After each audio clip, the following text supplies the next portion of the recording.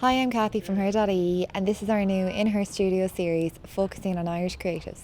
In the first of our new series, we met jewellery designer Chupi, who basically made us buzzed about going to work every day. Between her gorgeous studio and amazing jewellery designs, you need to see this interview. If your parents name you Chupi, you cannot be precious about how people pronounce it. It's like they clearly weren't planning for practicality here. So this is like, let them at it.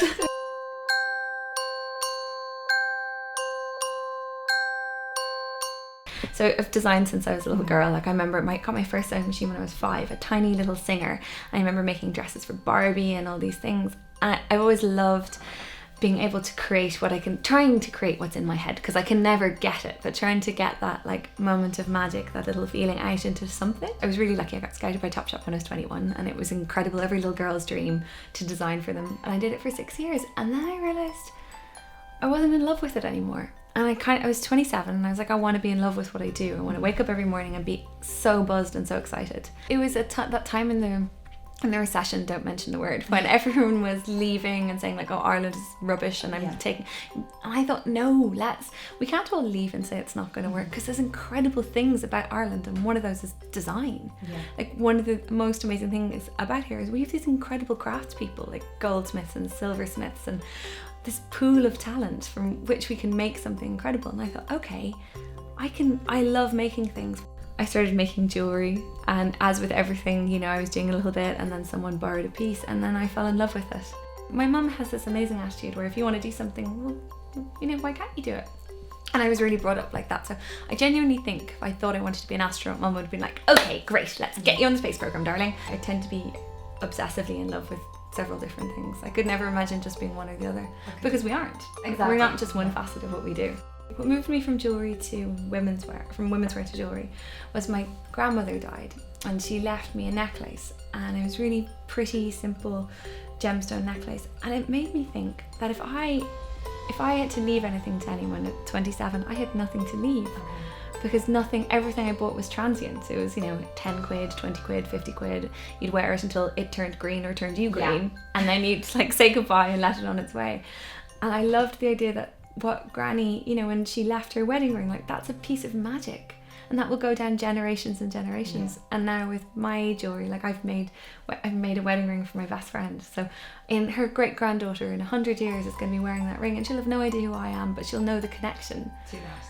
And that magic of jewellery is just incredible, that it marks a moment. Mm-hmm. That good jewellery, proper, serious jewellery, is a piece of magic. Yeah. And that's something way more special than you ever get with fashion. It changes all the time. Yeah. And disposable. I wanted to create heritage.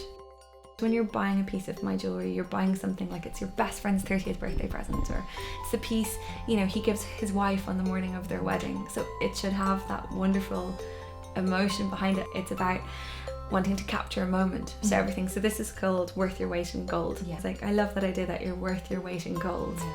What a cool thing to be. Imagine being given that by your friend, just to feel that.